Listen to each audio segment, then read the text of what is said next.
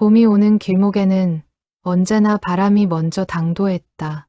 4월 초순, 이른 아침의 바람은 아직 겨울의 기억을 품은 채 버스 정류장을 훑고 지나갔다. 수원 외곽의 306번 버스 노선은 이른 새벽부터 종점을 떠나 시내 중심부를 가로질렀다. 22개의 정류장, 왕복 16km. 구본태가 34년째 손에 익힌 길이었다. 구본태는 새벽 4시 반이면 잠자리에서 일어났다. 세면을 마치고 아내가 전날 밤 싸두는 보온 도시락을 들고 나서는 일. 현관문을 열기 전 반드시 거실 창밖을 한번 내다보는 일. 그것이 그의 하루를 여는 순서였다. 30년이 넘도록 단 하루도 달라진 적 없는 순서였다. 차고지는 집에서 도보로 20분 거리였다. 구본태는 걸으면서 그날의 날씨를 몸으로 읽었다. 바람의 방향, 아스팔트의 온도, 하늘의 색깔. 어떤 날은 비가 올 것을 정류장에 도착하기도 전에 알았고, 어떤 날은 노을이 유독 붉을 것을 아침빛만으로 짐작했다. 5월이 되면 그는 65이 되었다. 정년퇴직까지 남은 시간은 넉 달이었다. 306번의 첫 출발은 오전 5시 정각이었다. 그 시각에 버스를 타는 사람은 드물었다. 공장 출근자 서너, 새벽 시장으로 향하는 노인 한두 명, 좌석은 늘 텅 비다시피 했고, 구본태는 고요한 도로를 달리며 혼자 창밖을 바라봤다. 가로등이 하나씩 꺼지고, 하늘이 짙은 남색에서 회색으로, 회색에서 분홍빛으로 변해가는 것을. 그 변화는 34년 동안 한 번도 그를 지루하게 만들지 않았다. 이상한 일이 시작된 것은 지난해 가을이었다. 정확히는 10월의 둘째 주 월요일이었다. 구본태는 12번째 정류장, 가칭 화원사거리에서 처음으로 그녀를 보았다. 20 남짓되어 보이는 젊은 여자였다. 짙은 초록색 앞치마를 두른 채 허겁지겁 버스에 올라탔다. 교통카드를 꺼내는 손이 약간 떨렸다. 단말기에 카드를 갖다 대는 순간 짧은 전자음이 울렸고, 여자는 아무 말 없이 중간 좌석에 앉았다. 창가 자리였다. 구본태는 백미러로 아주 짧게, 거의 반사적으로 그 얼굴을 스쳤다. 그리고 그 자리에서 굳어버렸다. 핸들을 쥔 손이 미세하게 떨렸다. 그는 곧바로 시선을 정면으로 돌렸다. 신호등이 파란불로 바뀌어 있었다. 버스는 천천히 출발했다. 구본태는 아무 일도 없는 것처럼 기어를 올리고 속도를 높였다. 그러나 그의 심장은 다음 정류장에 도달하는 내내 비정상적인 박자로 뛰었다. 황순이, 30년 전에 세상을 떠난 여자, 26의 나이로 봄을 넘기지 못했던 여자, 구본태가 28이던 해. 그 이름 석자를 입술 속으로 묻어버린 채 정경숙과 결혼했다. 백미러 속의 얼굴은 황순이가 아니었다. 머리 모양도 달랐고 인매도 달랐다. 그러나 눈썹의 곡선, 눈 아래 작은 점, 창밖을 바라볼 때 입술을 살짝 깨무는 버릇, 그것들은 너무도 선명하게 30년 전에 그 사람을 불러왔다. 구본태는 종점에 도착할 때까지 다시는 백미러를 보지 않았다. 그러나 이튿날 아침 7시 15분, 화원사거리 정류장에 그녀는 다시 서 있었다. 같은 초록색 앞치마를 두르고 같은 창가 자리에 앉아 같은 방향으로 창밖을 바라보았다. 구본태는 핸들을 더 단단히 쥐고 앞만 보았다. 사흘이 지나고 일주일이 지났다. 여자는 매일 아침 같은 시각, 같은 정류장에서 탔다. 화원사거리에서 시내 중심부의 남문꽃시장 정류장까지 13개 정류장 거리를 말없이 앉아 이동한 뒤 조용히 내렸다.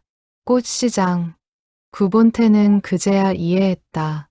초록색 앞치마의 의미를. 10월이 가고 11월이 왔다. 여자는 하루도 빠지지 않았다. 구본태도 하루도 빠지지 않았다. 두 사람 사이에는 단 한마디의 말도 오가지 않았다. 기사와 승객의 관계, 그뿐이었다. 하지만 구본태의 가슴 속에서는 무언가가 30년 동안 바닥에 가라앉아 있던 무언가가 조금씩 수면 위로 올라오고 있었다. 그것이 무엇인지 그는 정확히 알고 있었다. 그리고 그것이 무엇인지 알기 때문에 그는 더욱 앞만 바라보며 핸들을 쥐었다. 12번째 정류장. 7시 15분. 그 시각은 구본태의 34년 기사 인생 중에서 가장 길고 가장 조용하고 가장 무거운 순간이 되었다. 이서진은 꽃을 좋아하지 않았다. 정확히 말하면 꽃 자체를 싫어하는 것은 아니었다. 다만 꽃이 피었다가 시드는 속도가 너무 빨라서 그 짧은 아름다움 앞에서 자꾸만 슬픈 감정이 올라오는 것이 불편했다. 그래서 꽃집에서 일하는 것이 애초에 자신과 맞지 않는다는 생각을 한 번쯤은 했다. 그러나 현실은 맞고 안 맞고를 따질 형편이 아니었다. 이서진은 29이었다. 대학에서 실내 조경학을 전공했고 졸업 후 2군데의 조경회사에서 일했다. 2곳 모두 계약이 만료되었고 2번째 계약이 끝난 뒤 6달을 쉬었다. 그 6달 동안 아버지 이동현의 얼굴에서 말없는 걱정을 읽었다. 아버지는 아무 말도 하지 않았다. 새벽마다 택시를 몰고 나가 밤늦게 돌아와 밥을 먹고 잠들었다. 그 침묵이 서진에게는 어떤 말보다도 무거웠다. 남문꽃시장 안에 초록손 꽃집에 보조, 직원 자리가 생긴 것은 그 무렵이었다. 조경 관련 경력이 있으면 우대한다는 공고를 보고 서진은 면접을 받고 다음 날 채용 연락을 받았다. 월급은 적었다. 그러나 지금 당장 선택할 수 있는 가장 현실적인 자리였다. 매일 아침 7시 15분 화원사거리 정류장에서 306번 버스를 탔다. 집에서 걸어서 12분 거리의 정류장이었다. 아버지가 새벽에 나간 뒤 혼자 일어나 도시락도 없이 버스를 탔다. 아침은 꽃집 근처 편의점에서 삼각김밥으로 때우는 날이 많았다. 버스 안에서 서진은 창밖을 바라보는 것을 좋아했다. 이른 아침의 거리는 아직 사람들이 덜 나온 상태였고 가게들은 셔터를 절반쯤 올린 채 하루를 준비하고 있었다. 그 반쯤 깨어난 풍경을 바라보며 서진은 아무것도 생각하지 않으려 했다. 앞으로 어떻게 살아야 하는지, 언제쯤 제대로 된 자리를 얻을 수 있는지, 그런 생각들을 버스 안에서만큼은 잠시 내려놓으려 했다. 꽃집 일은 곧했다. 새벽에 들어온 도매 꽃을 분류하고 진열하고 손님 주문에 맞춰 꽃다발을 만들고 마감 후에는 팔리지 않은 꽃의 줄기를 다듬어 보관하는 일. 겉에서 보면 예쁘고 향기로운 일처럼 보이지만 실상은 손이 터지고 허리가 아프고 발이 붓는 일이었다. 오후 늦게 가게 문을 닫을 때면 서진은 늘 같은 생각을 했다. 나는 지금 제대로 된 방향으로 가고 있는 걸까? 대답은 항상 돌아오지 않았다. 그 질문은 가게 문을 잠그는 열쇠 소리와 함께 허공에 흩어졌다가 다음 날 아침 버스에 오르는 순간 다시 어깨 위로 내려앉았다. 11월 어느 날이었다. 버스가 7번째 정류장을 막 출발했을 때 서진의 발 앞에 작은 종이 하나가 놓여 있었다. 처음에는 누군가 흘린 영수증인 줄 알았다. 그런데 자세히 보니 반으로 접힌 메모지였다. 흰색의 작은 메모지. 바깥쪽에 아무 글자도 없었다. 서진은 주위를 둘러보았다. 옆 좌석은 비어 있었다. 앞 좌석에는 나이 든 할머니가 졸고 있었다. 누군가 실수로 흘린 것 같지는 않았다. 서진은 메모지를 펼쳤다. 거기에는 굵고 또렷한 볼펜 글씨로 단 2줄이 적혀 있었다. 매일 아침 이 버스를 타는 분께 오늘 하루도 잘 버텨내시길 바랍니다. 그게 다였다. 발신인도 서명도 없었다. 다만 글씨는 손에 힘을 주어 또박또박 눌러 쓴 것처럼 보였다. 서진은 메모지를 들고 다시 한번 주위를 살폈다. 아무도 그녀를 바라보고 있지 않았다. 창밖에 풍경이 흘러갔다. 서진은 그 메모지를 앞치마 주머니에 조심스럽게 접어 넣었다. 그리고 그날은 이상하게도 버스에서 내린 뒤 발걸음이 조금 가벼웠다. 이튿날 그녀의 자리 아래에 또 메모지가 놓여 있었다. 구본태가 처음 메모지를 쓴 것은 충동이 아니었다. 10월이 지나고 11월이 시작될 무렵 그는 백미러를 통해 그녀의 표정이 변해가는 것을 보았다. 처음 탔을 때보다 눈 아래 그늘이 짙어졌다. 창밖을 바라보는 눈빛에서 뭔가를 버티고 있는 사람의 냄새가 났다.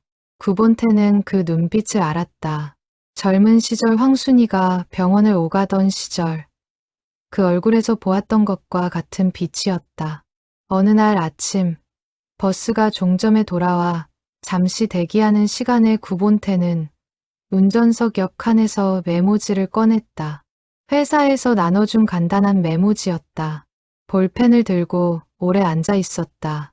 무슨 말을 써야 할지 알 수 없었다. 쓸 말이 없는 것이 아니라 써도 되는 말과 써서는 안 되는 말의 경계를 혼자 긋고 있었다. 결국 그는 가장 단순한 말을 썼다. 오늘 하루도 잘 버텨내시길 바랍니다. 그것이 전부였다. 이름도 없고 설명도 없었다. 구본태는 그 메모지를 접어 주머니에 넣었다. 그리고 그날 그녀가 앉은 자리 아래 버스가 정류장에 정차해 문이 열리고 승객들이 움직이는 짧은 틈을 이용해 살짝 흘려두었다.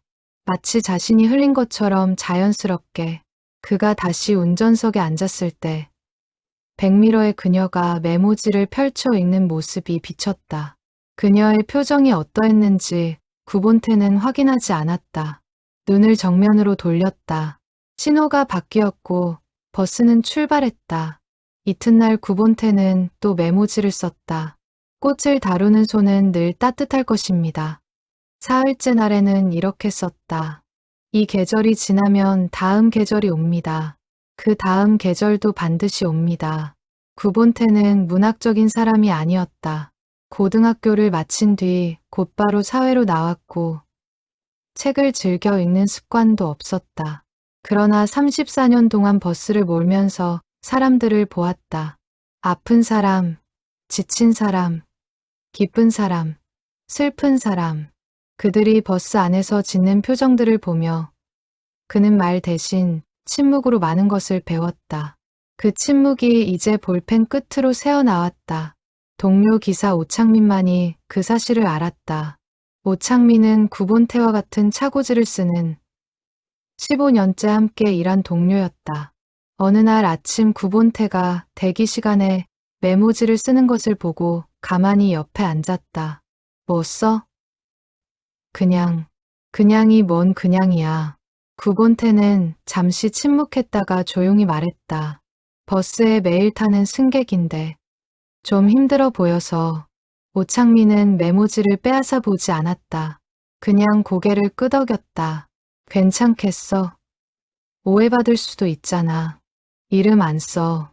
그냥 모르는 사람이 쓴 거로 생각하면 되니까. 오창민은 잠시 생각하다가 말했다. 뭔가 이유가 있는 거지? 구본태는 대답하지 않았다. 오창민도 더 묻지 않았다. 두 사람은 그날 아침 나란히 커피를 마시며 각자의 버스로 걸어갔다. 오창민은 알고 있었다. 황순이의 이야기를. 구본태가 결혼 전, 그러니까 두 사람이 처음 같은 차고지에서 일을 시작하던 무렵에 딱 한 번 털어놓았던 이야기를. 30년 전에 사랑했던 여자, 그 여자가 세상을 떠났던 일, 그리고 그 이후 구본태가 어떻게 달라졌는지를. 그것을 알기 때문에 오창민은 물을 수 없었다. 메모지는 계속됐다. 구본태는 매일 출발 전 대기 시간에 단 2줄에서 3줄 사이에 짧은 글을 썼다. 거창하지 않았다. 오늘 날씨가 춥다. 좋은 하루가 되기를 바란다. 이 계절도 지나갈 것이다. 그런 문장들이었다. 그러나 그 문장들을 쓰는 동안 구본태의 30년이 조금씩 움직이고 있었다. 굳어있던 것이 부드러워지고 가라앉아 있던 것이 떠오르는 것처럼. 그는 편지를 쓰는 것이 아니었다. 30년 전 말하지 못했던 무언가를 그 딸과 닮은 얼굴을 향해 조심스럽게 흘려보내고 있었다. 남은 꽃 시장은 새벽 5시면 불이 켜졌다. 도매 차량이 들어오고 상자에 가득 담긴 꽃들이 내려졌다. 이서진이 출근하는 7시 40분경에는 이미 시장 전체가 꽃향기로 가득 차 있었다. 거베라, 국화, 장미, 리시안셔스. 계절마다 조금씩 달라지는 그 향기들이 뒤섞여 시장 골목을 채웠다. 초록손 꽃집의 사장은 오봉자였다. 60 초반의 여성으로 25년째 이 자리에서 꽃을 팔았다. 말이 적고 손이 빠른 사람이었다. 서진이 처음 출근했을 때 가르쳐 준 것은 3가지였다. 꽃을 만질 때는 손에 힘을 빼라. 물을 줄 때는 뿌리 쪽을 먼저 봐라. 그리고 손님이 무엇을 사러 왔는지 얼굴부터 읽어라. 서진은 그 3가지를 성실하게 따랐다. 손님들은 다양했다. 생일 선물용 꽃다발을 고르는 젊은 남자, 병원에 입원한 친구에게 보낼 꽃을 사는 중년 여성, 기일에 쓸 국화를 조용히 사가는 노인. 서진은 그 얼굴들을 읽으며 꽃을 골랐다. 처음에는 어색했지만 2달이 지나자 조금씩 요령이 생겼다. 그런데 메모지가 시작된 이후로 서진의 하루가 조금씩 달라졌다. 처음에는 쑥스러웠다. 익명의 메모지라는 것이 요즘 세상에 자연스러운 일이 아니었다. 장난일 수도 있었고 이상한 의도가 있을 수도 있었다. 서진은 이틀째 메모지를 받은 날 저녁 아버지에게 조심스럽게 이야기를 꺼냈다. 아버지 이동현은 저녁밥을 먹다가 잠시 젓가락을 내려놓았다. 버스 기사가 놓은 거 아닐까? 서진은 고개를 갸웃했다. 왜요? 다른 승객이면 더 자주 보이거나 반응을 살필 텐데. 버스 기사는 앞을 보고 있으니까 내가 읽는지 안 읽는지 볼 수 없잖아. 서진은 그날 이후 버스에서 조심스럽게 앞을 바라봤다. 기사의 뒷모습, 넓은 어깨에 약간 숙인 자세, 흰머리가 모자 아래로 비죽이 삐져나온 목덜미. 그 뒤통수가 무엇을 생각하는지 알 수 없었다. 기사는 언제나 정면만 바라보았다. 메모지는 매일 오는 것이 아니었다. 일주일에 3-4번 불규칙하게 놓였다. 그리고 내용은 언제나 짧았다. 오늘은 날씨가 차갑습니다. 따뜻하게 입고 다니십시오. 꽃을 다듬는 일은 생각보다 많은 것을 가르쳐 줍니다. 조금 더 힘을 내시길. 지치는 것은 열심히 살고 있다는 뜻입니다. 단순한 문장들이었다. 그러나 그 단순함이 서진의 가슴에 이상하게 오래 남았다. 읽고 나서 바로 잊히는 것이 아니라 꽃집에서 일하는 내내 가끔씩 떠올랐다. 오봉자 사장이 어느 날 서진에게 물었다. 요즘 표정이 좀 달라졌어. 무슨 좋은 일 있어? 서진은 멈칫하다가 고개를 저었다. 아니요. 그냥 힘내려고 하고 있어요. 힘내는 사람 얼굴이 따로 있어. 혼자 힘내는 얼굴이랑 누군가가 힘을 주는 사람 얼굴이. 지금 너는 2번째야. 서진은 아무 말하지 않았다. 그날 저녁 집으로 돌아오는 버스 안에서 서진은 핸드백에서 메모지들을 꺼냈다. 받은 것들을 버리지 않고 작은 비닐 파우치에 모아두고 있었다. 7장이었다. 구겨지지 않도록 납작하게 펼쳐진 7개의 메모지. 짧은 문장들이 저마다 다른 날의 아침을 담고 있었다. 누가 쓴 것인지, 왜 쓰는 것인지. 서진은 그것이 궁금해지기 시작했다. 구본태가 황순이를 처음 만난 것은 23살 때였다. 그의 구본태는 버스 회사에 입사한 첫 해였고 황순이는 같은 동네에 살던 21살의 아가씨였다. 처음 만남은 우연이었다. 구본태가 퇴근 후 동네 슈퍼마켓에서 라면을 사다가 문 앞에서 부딪혔다. 황순이가 들고 있던 귤 봉지가 바닥에 쏟아졌고 2사람이 함께 귤을 주웠다. 짧은 순간이었다.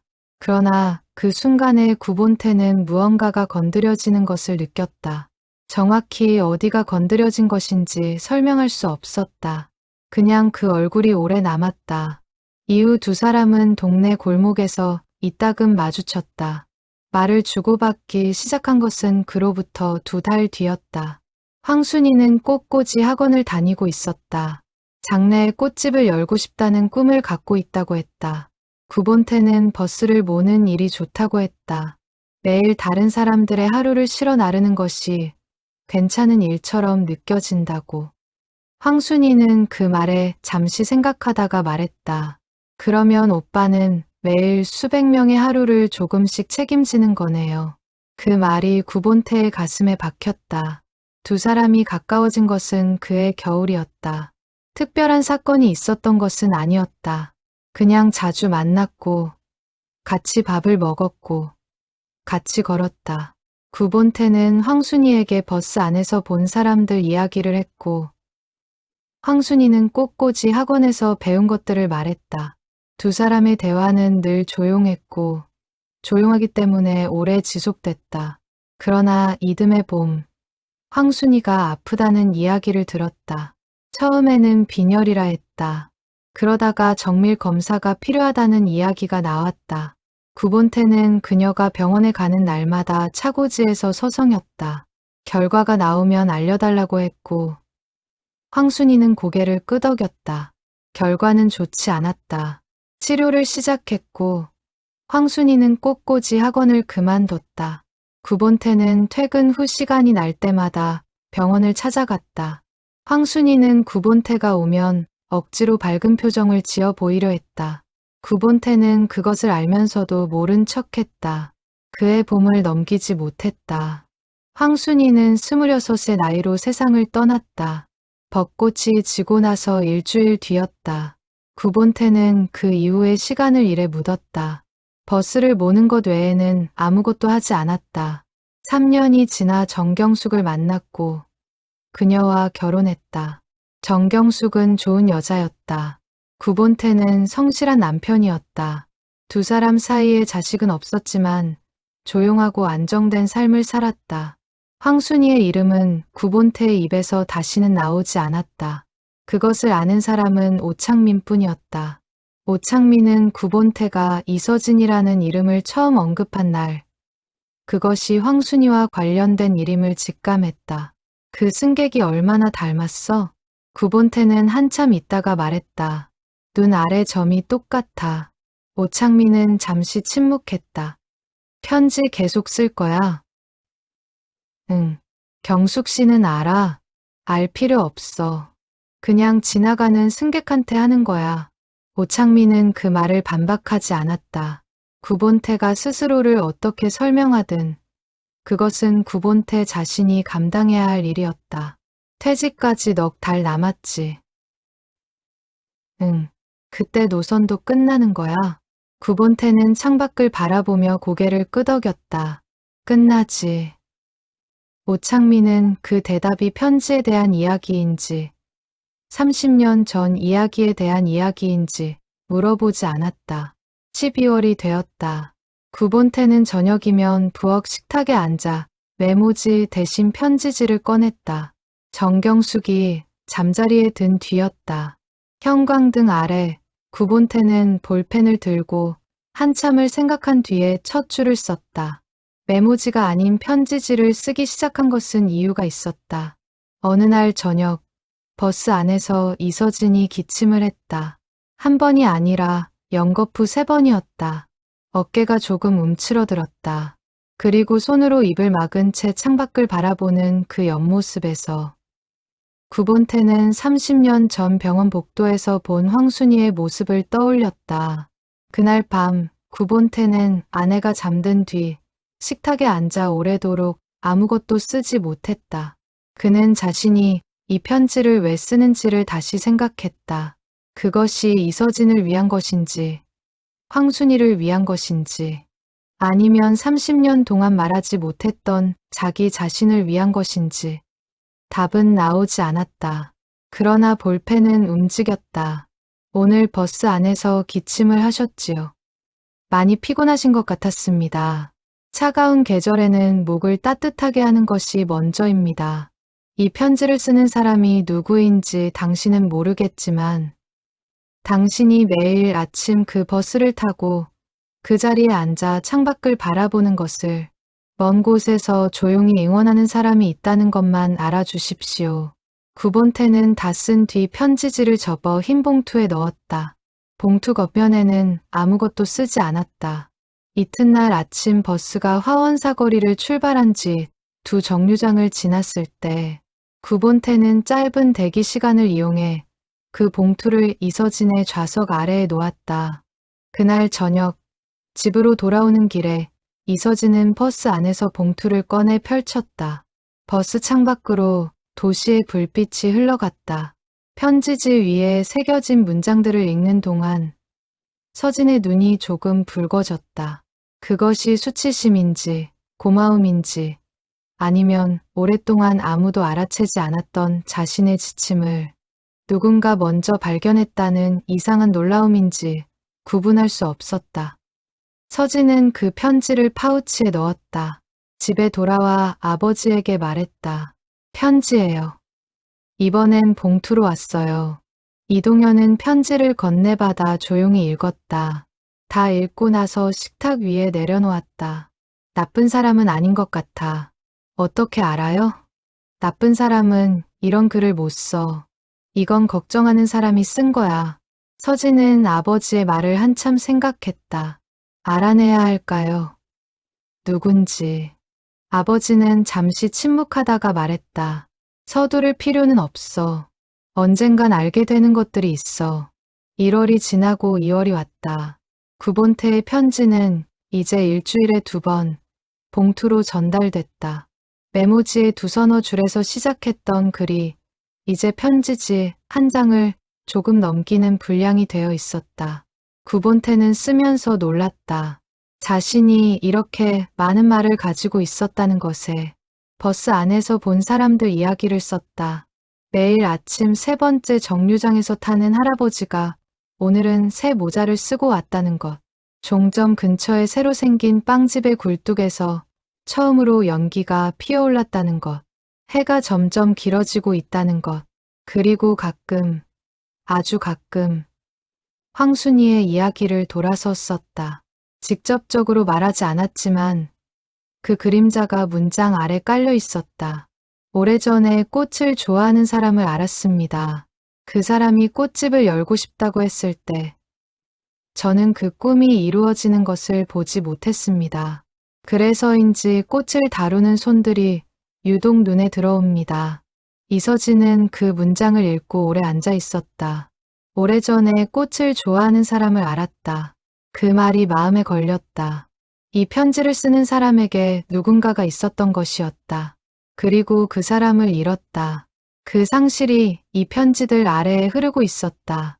서진은 처음으로 이 편지가 자신에게만 보내는 것이 아닐 수 있다는 것을 느꼈다. 그것이 불편하지 않았다. 오히려 조금 더 따뜻하게 느껴졌다. 자신의 지침을 누군가의 슬픔이 알아보아 주었다는 것이. 꽃집의 일이 조금씩 달라졌다. 서진은 꽃을 자르는 각도를 더 신중하게 생각했다. 손님의 얼굴을 더 오래 바라봤다. 시드는 꽃을 버리면서 더 이상 서러운 감정이 올라오지 않았다. 피고 지는 것에 순서가 있다는 것을, 그리고 그 순서 안에 무언가가 계속 살아있다는 것을 이해하는 것처럼. 오봉자 사장이 어느 날 서진에게 말했다. 꽃 다루는 손이 많이 달라졌어. 이제 꽃이 뭔지 좀 아는 것 같아. 서진은 그 말을 듣고 웃었다. 처음으로 꽃집에서 일하는 것이 나쁘지 않다고 생각했다. 9번태는 그 무렵 아내 정경숙에게 처음으로 황순이의 이야기를 꺼냈다. 밤늦게 차 한 잔을 마시며 거실에 앉아 있을 때였다. 9번태는 갑자기 말을 꺼내지 않았다. 한참 동안 아내의 옆모습을 바라보다가 천천히 말했다. 나 결혼 전에 좋아했던 사람이 있었어. 정경숙은 찻잔을 내려놓지 않은 채 고개를 돌렸다. 알고 있었어. 9번태는 멈췄다. 어떻게?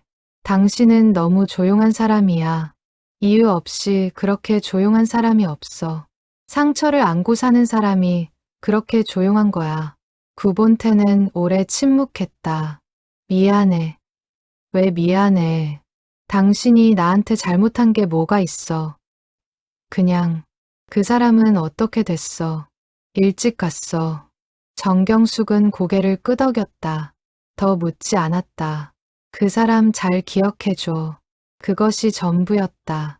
구본태는 그날 밤 잠을 오래 이루지 못했다. 그러나 새벽 4시 반이 되었을 때 언제나처럼 일어났다. 세면을 하고 도시락을 들고 현관문을 열기 전에 창밖을 바라봤다. 아직 어두운 하늘이었다. 별이 조금 보였다. 그는 출근했다. 이서진이 구본태를 알아보게 된 것은 3월의 어느 금요일이었다. 그날은 꽃집이 평소보다 일찍 마감됐다. 오봉자 사장의 가족 행사가 있다는 이유였다. 서진은 오후 3시에 퇴근해 평소와 다른 버스를 탔다. 퇴근 시간이 아니었기 때문에 버스 안이 한가했다. 그런데 버스가 출발하려던 찰나 기사가 자리를 잠깐 비웠다. 서진은 관성적으로 앞을 바라봤다. 운전석 옆 선반 위에 메모지 한 장이 놓여 있었다. 서진은 그것을 의식하지 못했다가 기사가 돌아와 앉는 순간 그 뒷모습에서 무언가를 느꼈다. 넓은 어깨, 약간 숙인 자세, 모자 아래로 비죽이 나온 흰 머리칼, 매일 아침 바라보던 그 뒷모습이었다. 서진은 자리에서 일어나 앞으로 걸어갔다. 버스는 아직 출발하지 않은 상태였다. 저기요. 기사가 고개를 돌렸다. 구본태의 얼굴이었다. 60 초반에 깊은 주름이 새겨진 그러나 눈빛은 조용한 얼굴. 그 눈빛이 잠깐 흔들렸다. 그리고 곧바로 다시 조용해졌다. 무슨 일이세요? 서진은 말을 찾지 못하고 잠시 서 있었다. 기사는 그녀를 바라봤다. 아는 척을 하지 않았다. 그러나 그 눈빛 안에 이미 모든 것이 있었다. 편지를 쓰신 분이 기사님이신가요? 구본태는 대답하지 않았다. 그러나 시선을 피하지 않았다. 서진은 그 침묵을 긍정으로 읽었다. 뒤에서 승객이 올라오는 소리가 났다. 구본태는 정면을 바라봤다. 서진은 자리로 돌아갔다. 버스가 출발했다. 그 이후 두 사람 사이에는 아무 일도 없는 것처럼 지나갔다. 서진은 평소와 같이 내렸고 구본태는 평소와 같이 핸들을 잡았다. 그러나 창밖을 걸어가는 서진의 뒷모습을 구본태는 백미러로 바라보았다. 서진은 그날 저녁 아버지에게 말했다. 기사님이에요. 306번 기사님이. 이동현은 밥을 먹다가 멈췄다. 확실해? 눈빛이 그랬어요. 숨기지 않는 눈빛이요. 아버지는 잠시 생각하다가 물었다. 어떤 분 같던? 서진은 한참 생각했다. 많이 오래 사신 분 같았어요. 그리고 많이 조용한 분. 이동현은 고개를 끄덕였다. 그 편지들 때문에 내가 많이 달라진 거 아버지가 봤어. 꽃집도 잘 다니고 표정도 달라지고. 서진은 아무 말하지 않았다. 고마운 분이다. 네, 직접 감사하고 싶어. 서진은 잠시 망설였다. 기사님이 원하지 않으실 것 같아요. 그냥 모르는 척 전해주신 거잖아요. 이동현은 고개를 끄덕였다. 그럼 그렇게 해. 서진은 그날 밤 편지를 썼다. 처음 쓰는 편지였다. 봉투에 306번 버스 기사님께라고 썼다. 안에는 짧게 썼다. 편지 잘 받았습니다. 많이 힘이 됐습니다. 덕분에 꽃이 피는 것이 좋아졌습니다. 감사합니다. 4월이 왔다. 구본태의 퇴직일은 4월 30일이었다. 회사 게시판에 정년퇴직자 명단이 올라갔을 때 오창민이 조용히 다가와 말했다. 한 달 남았네. 응, 그분은 알아? 모르지. 오창민은 잠시 침묵했다. 말해줄 생각 없어? 구본태는 대답 대신 창밖을 바라봤다. 차고지 담장 너머로 벚나무 가지가 보였다. 꽃망울이 막 올라오고 있었다. 벚꽃이 피면 나는 끝이야. 오창민은 더 묻지 않았다. 그 무렵 이서진은 306번 버스 종점 정류장에서 처음으로 버스를 기다렸다. 일부러 일찍 나온 날이었다. 버스가 도착했을 때 서진은 맨 앞에 탔다. 기사님. 구본태가 고개를 돌렸다. 서진은 봉투 하나를 운전석 옆 선반 위에 올려놓았다. 제가 쓴 거예요. 구본태는 그 봉투를 바라봤다. 이름도 없고 주소도 없는 흰 봉투. 자신이 이서진에게 전달했던 것들과 똑같은 모양이었다. 감사합니다. 구본태는 아무 말도 하지 않았다. 그러나 고개를 천천히 끄덕였다. 서진은 자리에 앉았다. 버스가 출발했다. 구본태는 그날 편지를 운전석 밑 작은 칸에 넣었다. 차고지로 돌아와 버스를 세우고 나서 혼자 남은 차 안에서 봉투를 꺼내 열었다. 편지 잘 받았습니다. 많이 힘이 됐습니다. 덕분에 꽃이 피는 것이 좋아졌습니다. 감사합니다. 2줄이었다. 구본태는 그 2줄을 오래 바라봤다. 그날 저녁 집에 돌아와 정경숙에게 그 편지를 보여줬다. 처음으로 정경숙은 조용히 읽었다. 다 읽고 나서 말했다. 참 잘했어. 뭘, 그 편지들. 잘했어. 구본태는 아무 말하지 않았다. 정경숙도 더 말하지 않았다. 두 사람은 그날 저녁 밥을 먹고 각자의 책을 읽었다. 아주 조용한 저녁이었다. 4월의 마지막 주, 벚꽃이 피었다. 구본태는 마지막 편지를 썼다. 봄이 왔습니다. 이 버스 노선에서 제 마지막 봄입니다. 이달 말로 이 노선에서 내려옵니다. 당신이 이 버스를 타는 동안 매일 아침 조금씩 더 힘을 내는 것처럼 보였습니다. 그것이 저에게도 힘이 됐습니다. 오래전 꽃을 좋아했던 사람이 떠올랐습니다. 그 사람의 꿈이 당신 손 위에서 자라고 있는 것 같았습니다. 앞으로도 잘 살아주십시오. 그것으로 충분합니다. 4월 30일 오전 5시 정각 구본태는 34년 동안 타던 306번 버스의 운전석에 앉았다. 마지막 첫 출발이었다.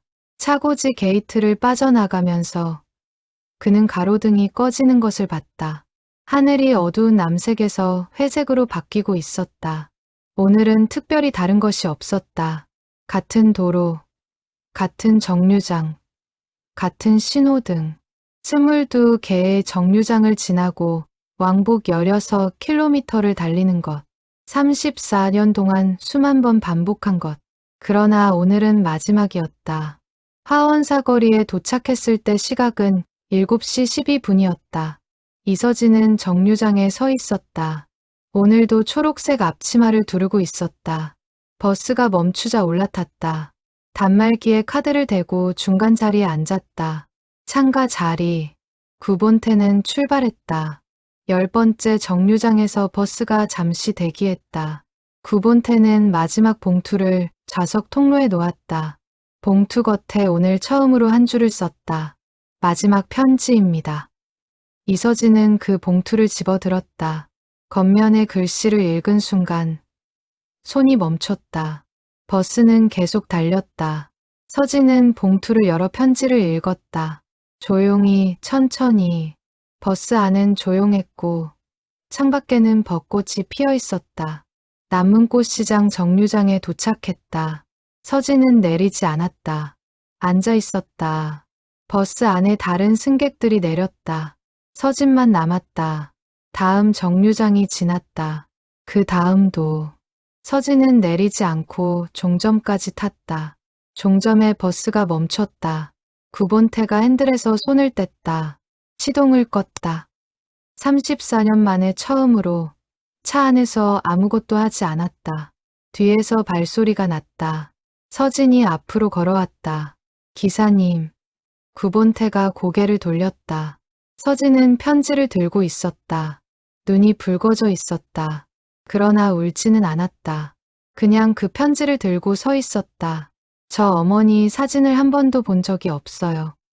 구본태는 숨을 멈췄다. 아버지가 사진이 없다고 했거든요. 그런데 기사님 편지 읽으면서 생각했어요. 어머니가 꽃을 좋아하셨을 것 같다고. 구본태의 눈이 흔들렸다. 오래전에 꽃을 좋아했던 분이 제 어머니였나요? 구본태는 오래 침묵했다. 그리고 아주 천천히 고개를 끄덕였다. 서진은 그 고개를 바라보며 잠시 눈을 감았다. 그리고 편지를 가슴에 가만히 안았다. 감사해요. 그 마음이 저한테 닿았어요. 구본태는 말을 할 수 없었다. 그저 그녀의 얼굴을 바라봤다. 황순이가 아닌 황순이를 닮은 얼굴. 서진이었다. 살아있는 서진이었다. 벚꽃 한 잎이 버스 창문에 내려앉았다. 종점의 봄 햇살이 차 안으로 비스듬히 들어왔다. 구본태는 창밖을 바라봤다. 34년의 노선이 거기 있었다. 수만 번의 아침이, 수만 번의 신호등이, 수만 명의 얼굴이, 그 모든 것의 끝에 이 봄이 있었다. 서진이 먼저 버스에서 내렸다. 정류장 밖에서 한번 뒤를 돌아봤다. 구본태가 차 안에서 그 모습을 바라보고 있었다. 서진은 고개를 한번 숙였다. 구본태도 고개를 숙였다. 그것이 전부였다. 그러나 그것으로 충분했다. 구본태는 버스에서 내렸다. 차 문을 닫았다. 열쇠를 반납하러 사무실로 걸어가면서 차고지 담장 너머 벚나무를 바라봤다. 봄이었다. 황순이가 넘기지 못했던 봄이 30년이 지나 다시 왔다. 그 봄 안에 딸이 있었다. 그리고 그 딸의 손 위에 꽃이 있었다. 구본태는 멈추지 않고 걸었다. 발걸음이 조금 가벼웠다. 오창민이 사무실 앞에 서 있다가 말했다. 수고했어. 구본태는 고개를 끄덕였다. 응. 두 사람은 나란히 사무실 문을 열었다. 그날 306번 버스는 새로운 기사가 모는 첫날을 시작했다. 22개의 정류장을 달리며 화원사거리에서 새로운 아침을 출발했다. 이서진은 그날도 꽃집에서 일했다. 오후에 장미 한 다발을 다듬으면서 처음으로 꽃잎이 지는 것이 아름답다고 생각했다. 다음에 피는 꽃을 위해 지는 것이기 때문에 꽃집 밖으로 봄 햇살이 길게 뻗어 있었다. 그 햇살 안에 30년의 이야기가 조용히 내려앉았다.